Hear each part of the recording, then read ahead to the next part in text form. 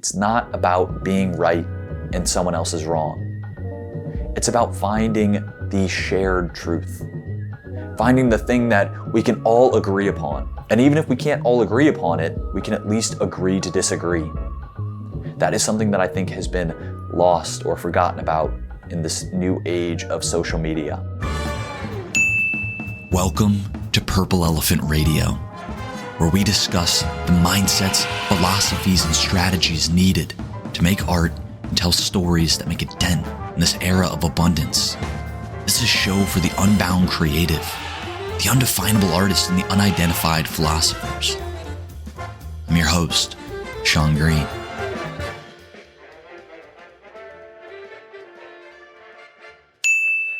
Welcome back to Purple Elephant Radio.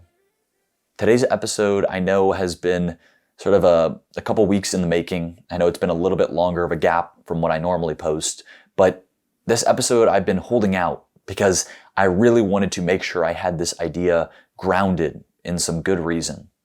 And the topic of this video, I'm sure you already saw from the title, is going to be about intellectual humility, and specifically the 5 ways or the 5 signs that you're cultivating it in yourself. But before I actually get into those 5, because it's not really that important unless you understand why it's important to cultivate intellectual humility, I want to take just a brief moment to rant about it.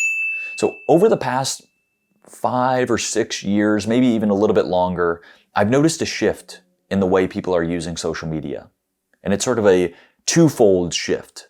So on one end, I've noticed that social media is no longer a social network. So if you remember, Facebook was once considered a place to share, baby photos and dog photos with your friends. And people still use it for that, but we changed from calling it a social network to a social media platform. And that term media platform is really important. Because what that means is the way people interact with social media, at least content creators or people who make a career out of sharing ideas. So I'm including journalists, activists, philosophers, researchers who want to share information, those types of people. It's not just about sharing it with your friends or your peer group. You are treating your page as sort of this platform. And you have your little microphone and you're trying to share a message with as many people as will listen. So it's no longer about just sort of connecting with your bubble of peers, and more so about trying to draw in a bigger and bigger audience. But just to back up, when I'm defining a social media platform, I'm really thinking of the big 6. So you've got Instagram, Facebook, Twitter /X, TikTok, and YouTube I'm throwing in there as well. And if I had to name the 6th, it would be LinkedIn, but I actually think it still sort of falls in the camp of being a social network. Of course, people use it as a media platform, but I think a lot of people, at least in my circle that I've noticed, my peers, are still sort of trying to connect with people they could have some type of business relationship with. So I'm sort of considering it a business network that was semi-similar to the way Facebook was way back when.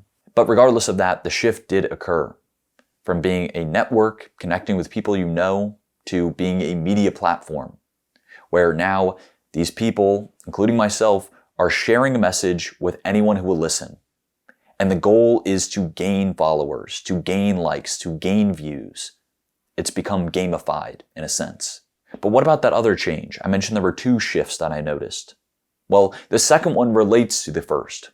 So as social media platforms became more and more used as media sources, and people started getting their information from all these media sources beyond just TV news, primetime news, but suddenly started looking at YouTube, even including podcasters. I'm not really talking about that because it's a little less interactive. But of course, you can see podcast clips on Instagram, YouTube. I'm doing that, obviously.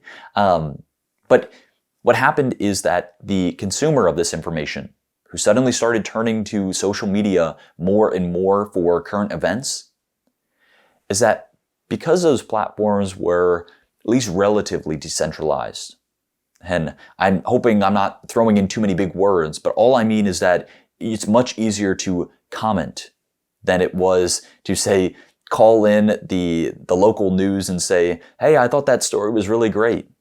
Suddenly we have instant communication because the social media platforms already had that built in. Because of that, more and more people began sharing their opinion, giving their take. And what arose out of that is intellectual hubris, intellectual arrogance. And this is why I'm making the video. Because I know, I don't really think scientists are watching this video, but I know the research scientists, the people in the medical profession who are reading and keeping updated with current research, the psychologists who are doing the same.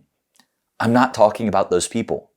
Those people, I would hope, have already cultivated intellectual humility by way of just having to have that as they grow their practice.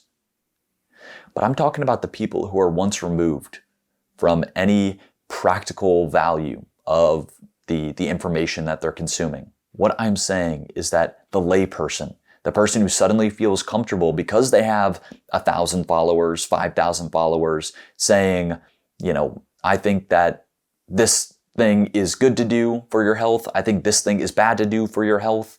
I think going vegan is the best way to live. I think going keto is the best way to live. Stuff like that. Those people, by way of social media platforms, the way they're created, fall into an arrogant state of mind. And when that happens, their audience, the people who, I'm an audience member to a lot of different content creators, we run the risk of also becoming intellectually arrogant. And now I will introduce the 5 signs to cultivate intellectual humility. And again, just to simplify the point, the reason this matters is because when someone goes about walking through the world being so intellectually arrogant, so confident that they know what's best, that the person they watch is the most up-to-date, the most informative, and everyone else is wrong or just inferior in some way or another, is that we lose compassion for our fellow human beings. And we're also more cynical in the way we view others. We're more skeptical of them. We're more likely to look at them as a villain or evil. So intellectual humility is, in a sense, an antidote to divisiveness, an antidote to being so divided between two political parties, between the near religious level that people have when it comes to certain diet lifestyles. It's dissolving that. Intellectual humility is the thing that moves a society forward. And that is not an exaggeration. And I think that social media is so much value. However, until we learn to use it, until we grow this level of digital literacy for social media, we run the risk of sort of becoming too prideful about the information we're consuming. So enough of an introduction. Here are the 5 signs that you are cultivating intellectual humility. Number 1, and I'm using hashtags for these just to make them stick a little bit easier. Number 1, content bubble awareness. So what that means is we know that all our media these days on these platforms is curated. We're not getting a timeline like we did back in the day of we follow 100 people, this person posted at this time, then another person posted, then another person. And our timeline was in order. We just scroll down as people were posting. Nowadays, we know that this stuff, we're getting suggested posts, we're getting a little bit of the people we follow, not always. And it's always out of order. And these algorithms are focused on just keeping our attention. I'm not trying to vilify that. I mean, I'm definitely recommend the movie The Social Dilemma. Is a great primer for sort of what I'm talking about here. But we know curated content exists in all the media sources we consume right now. We know that, but most people don't realize that if you were to say, jump from your little bubble of information to someone else's bubble, it would be just as convincing. And so that, I think, needs a little bit of reflection to really stick. Because it's one thing to say, oh yeah, I know I'm in a curated content bubble, but my stuff is all good and moral and it's about, it's the best information out there. It's all scientific. Well, yeah, maybe that's true, but maybe someone with completely different viewpoints is also looking at very scientific media sources, very scientific content. So it's not about saying your content bubble is good or bad. It's saying you need to become aware of what your bubble looks like. Is yours about entertainment news or the latest on science? Is it hard sciences or social sciences? Is it about activism? Is it conservative or liberal? So you can start to think about buzzwords that can be used to define the content you're consuming. And I think it really is easiest to think about it what if someone completely different from you went through it? How would they define it? So it's basically saying, take an objective stance on the content you're looking at. You don't need to make a judgment that this is good or this is bad, or I really hope people don't see this, that I'm watching this, or I really hope people watch this more. You don't need to judge any of it. Just become aware of what would be the buzzwords you use to define your content bubble. The reason this is important, and regardless of whether you make a judgment or not, is because a lot of times when we hear information from outside our content bubble, because that does happen a lot, where, my parents look at completely different media sources than I do. They may be saying, oh, did you hear about this person, or did you hear about that event? And without awareness of my content bubble, if they say, oh, this person that, maybe in my content bubble looks like a good person, but in their content bubble looks like a bad person, I may jump down their throat and say, what? That they totally misinterpreted that person. They're defaming them. They're, lashing out in a sense, because I, in that case, would have been oblivious to my content bubble. However, with the awareness of I have my bubble, some other people have completely different bubbles, when I have a conversation with them, I can be aware that, okay, we're talking about the same event, but they got their media from this source, from this source that I would describe with X buzzwords, as in both political, but also whether it's scientifically based or anecdotally based. There's a lot of words you can use, but they have their separate bubble. And when they bring it up, I can also bring up my viewpoint. But if we can't see eye to eye, that's okay. As long as we can get sort of a framework, a foundation of facts. Okay, this event happened. Now, how we might solve that event, your media source says do this, my media source says they should do that. We can disagree about that, but we're not getting lost in completely different realities. We can have this foundation of here's what the empirical, factual, objective data or event, here's what it is. So the content bubble, you can think about it as sort of the bias filter through how you see information. Because honestly, I'm just thinking about this out loud. A content bubble is basically an external reflection of how you think about the world. So again, that first thing is about not judging it, not coming to opinions, but just being aware of your bubble. That's all. Number 2, from the horse's mouth. Whenever you start hearing about a person, an intellectual, a speaker, a podcaster, a writer, this or that person, before you listen to the anecdotal claims about that person from others, listen to their own words first. Hear them in their own speech, not people writing about them, not people talking about them, but listen to what they have to say before you judge them as good or bad, good or evil, even right or wrong. One very clear example of this is with the controversial figure Joe Rogan. Now, I will say I don't really watch his videos, but I also have no gripe with him. And yet I know that in some circles he's painted as very alt-right, very far ideologically right. But having watched some of his videos in the past, that is very far from the truth. He is a liberal thinker. And again, you can agree or disagree with me based on what you know, but unless you've actually watched his content, that is not just sound bites, but actually watching a full podcast of his, Until that point, refrain from making judgments. And the way this shows up quite a bit is more so in person. When you're talking with some friends, when you're talking with your family, they may just sort of spout out, oh, I heard this person was X, Y, or Z. They were really bad. They did this thing. They're an awful person. Or their ideas have no validity. And often they're referred to as controversial figures. Point boils down to not just hearing directly from those people, because a lot of times you may see interviews, and I notice this more on podcasts and interviews. It's sort of this across the line when it comes to whether political strifes or just moral strifes in some other area. I'll keep using the vegan versus keto debate because I think it's not controversial, but it sort of symbolizes this bigger point. You'll see these conversations where a vegan podcast invites on a keto person.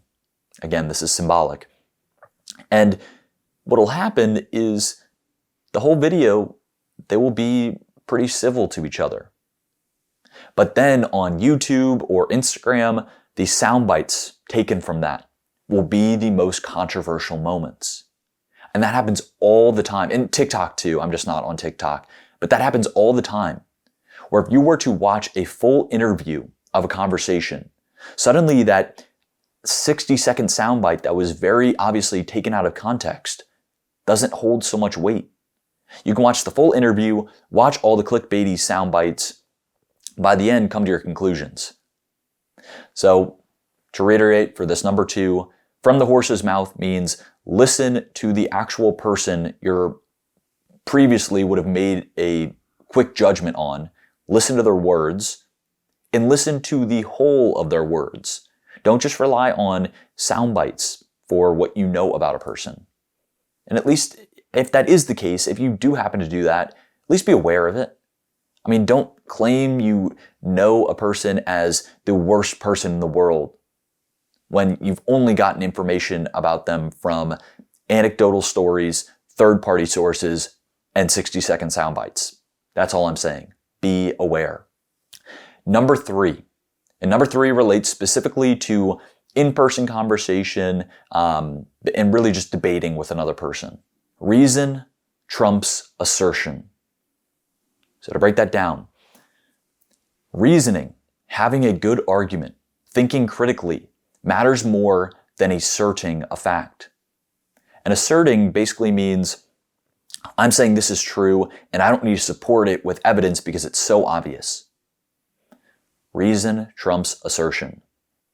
And so this is really important when we really think about, on social media, the content bubbles. People usually know sort of, and again, I'm thinking politically in this sense, a person who is liberal and a person who is conservative, they know the argument for certain political points, and they know it well for their side. But oftentimes, when they get into a debate in, say, a group of friends where somehow politics got on the conversation and people have different viewpoints, those people will just resort to asserting the facts. Asserting the facts without a logical argument. And this is the part where moral arguments bleed over into objective scientific arguments. So just to give a specific example, let's say someone says on the liberal side of the gun argument, I've heard an extreme claim that says basically we should outlaw all guns. We should ban or get rid of the Second Amendment. And in reality, that seems like an idealistic sentiment. Oh, there's going to be less deaths. People won't have guns. They're not going to kill each other anymore. But what's missed is the reasoning. Not only how that would be done, how that would be possibly done, but also, is there evidence to support that? And I read about how the more restrictive gun control laws in England don't actually lead to less crime or less murder rates. It's not a one-to-one correlation.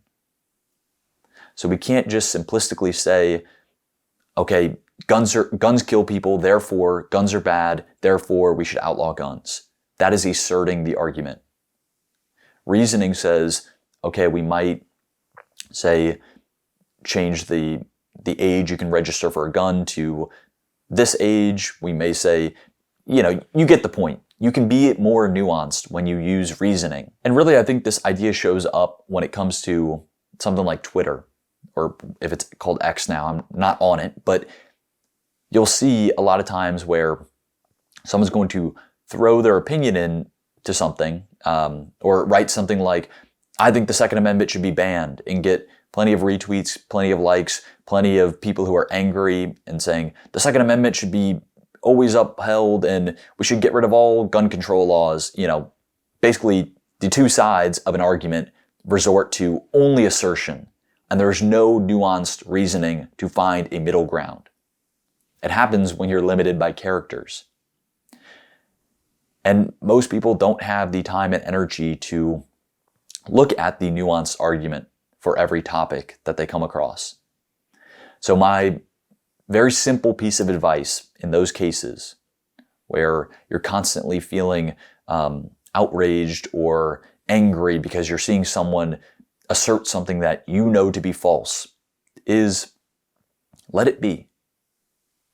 Again, this is not an easy thing to do, especially if you're one that is quick to reaction, quick to jump down someone's throat when they say something that you know to be wrong. But for in-person conversations, resort to reasoning, resort to critical thinking. And if for whatever reason you can't see eye to eye with a person, just let it go. Sort of set that topic aside and enjoy the person's company. Because these topics are not life or death when it comes to talking about politics at a bar. It's not worth hating someone over. Okay, number 4 is Statistics 101. The fourth sign of intellectual humility is gain a base level understanding of statistics. It doesn't take much. You don't have to become a statistician, but you should learn enough to not get swept into bogus claims. So not just bogus claims in the marketing world, and the most obvious example of that is 9 out of 10 doctors recommended this brand. That's the very easy testimonial, poorly biased data. That's an easy example of it, but it shows up in more subtle ways when it comes to data reported in legacy media. So a lot of times we only hear the conclusion of the report of a research study, and that conclusion is not given really with much background, with much information about the study. How big was the sample size? Was it double-blind placebo control? Do we know the significance level? A legacy media outlet just doesn't have the time to explain all that. They see, ooh, this new drug prevents Alzheimer's, or this new drug lowers blood pressure by X amount. That's all they need. They report it. Enough. They got content. People are happy. Don't be the person that falls into that crap. And it's not always crap, but if you're not able to verify for yourself, if you're not able to read a scientific study, then you are basically walking around blind when it comes to all the information, all the data-backed information being thrown your way. So I'm just going to give 2 very quick rules of thumb when it comes to understanding statistics, and I will leave it at maybe it inspires you to learn more, maybe it doesn't. But the 2 that you can learn very easily are 1, correlation does not equal causation. Duh, everyone knows that. That basically means you can't assume just because A and B rise at the same time that A caused B. There's no guarantee. There could be a third thing or a fourth thing that are causing both of those to rise. So that's an easy one, and one that I've talked about before. But the other one is that statistical significance does not equal effect size. Basically, statistical significance, which is a buzzword that sounds better that you hear on the media all the time, that really doesn't mean that much in the world of coming to conclusions based on data, is an arbitrary cutoff usually set at 0.05 for the p-value. You don't have to know all this, but if the score of the p-value is under 0.05, we say that the data is statistically significant, and that means we've ruled out random chance. But really, p-value is a gradient.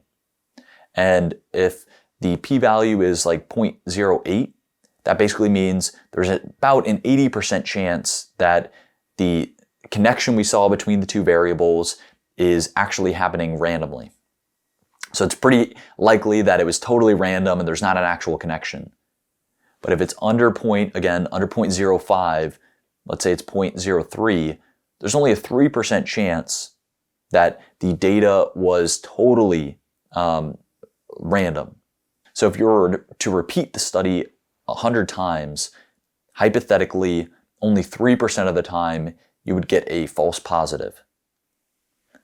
So I know, again, I don't want to make this too concept heavy. You don't need to know all the nuances of statistics, but you do need to understand, just because you hear the data was statistically significant, it doesn't mean too much.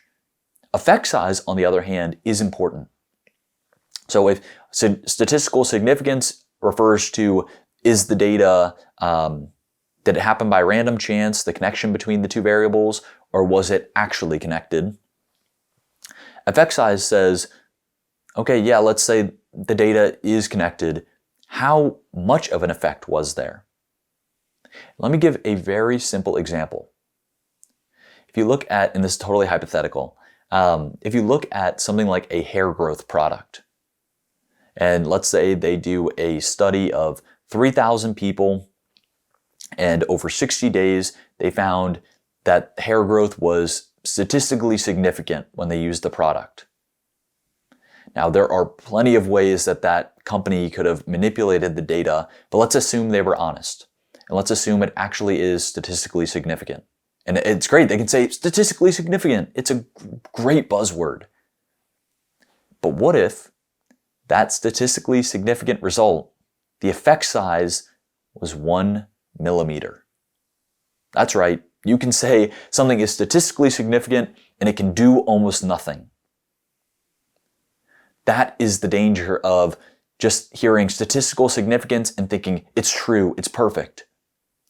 Is that a lot of times, especially in the world of like medical claims, when it comes to a new wonder drug, it doesn't do that much. It doesn't improve that much. The effect size is minimal. We might say it's not clinically significant, but I don't want to go down that road. But basically, look at effect size. There's also something called the confidence interval. I'm no expert. I'm not going to go in depth on it right now. All I will say is, if you have any interest in statistics, I recommend this book called The Cartoon Guide to Statistics. It's basically like a very fun, very easy to read book for learning the basic concepts. Yeah, maybe it was meant for a fourth grader. I'm reading it. I don't care. I think it's important. Just learn the basic concepts to avoid getting, drawn into bogus claims. Always ask for, let me see the data. Let me see the equations. Maybe you don't understand it, but that person should not be hiding how they came to conclusions. They should not be hiding how big their sample size was. So you just need to learn the most basic lingo to at least avoid getting the wool pulled over your eyes. I think that's the term. So that's important. Number 5, potentially the most important one, is play devil's advocate. All the time, every chance you have, be the devil's advocate. Now this happens quite a bit because, like number 1, we're all in our content bubbles. And even in person, I think our friend group is going to most likely reflect our content bubble as well. In those cases, when you're at a bar with 5 buddies and you're all talking about some topic that you all happen to agree upon, take some courage and be the person who plays devil's advocate. And that doesn't mean you have to believe the other side. And for those who don't know, devil's advocate means you basically take and craft the argument that you think a person who opposes you would make. You don't have to believe that. You don't have to side with the devil, but you can understand how that person might think, the argument they might make. And again, these are all sort of blending together. Use reasoning as the devil's advocate, not assertion. Because when it comes to real debate, debate that actually affects policy in someone's day-to-day life. We have to know how other people think, people with different views. If we don't understand how someone gets to a certain conclusion, we can never find common ground. So the other thing I'll say about playing devil's advocate is it's not like we're always debating with our friends 24/7. But one really good habit, something that I've just found myself naturally doing, is when I watch a podcast interview or a YouTube video that happens to be in my content bubble. And I'm thinking, oh, I agree with these points. This is great. This is, exactly what I agree with. In those instances, I try my best to think as the devil's advocate. Think if I were seeing this video with completely different eyes, what would I say? I would probably think things like, where did they get that source from? Is that true? How big was that sample size? I'd be probably critiquing their statistical evidence. Even if I agree with the moral sentiment, even if I agree with the points they're making, it just makes us more resilient to opposing arguments. And not only more resilient, but more open to hearing other arguments. The point is ultimately to find common ground, not to be right so that someone else is wrong. And this, I wasn't sure if I was going to add it, relates to a bonus sign of intellectual humility. Number 6, always be curious. ABC.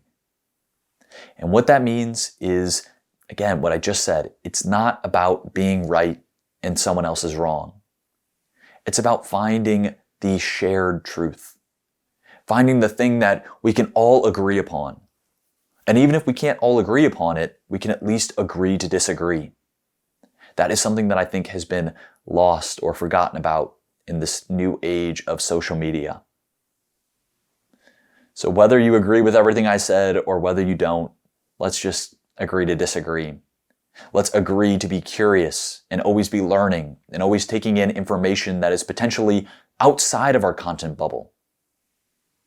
Let's be willing to learn just the basics of statistics so that we don't have to naively believe what the statistician tells us.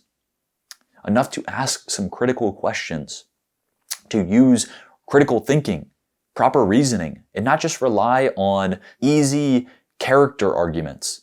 That person's racist. That person is naive. That person is X. That person is Y.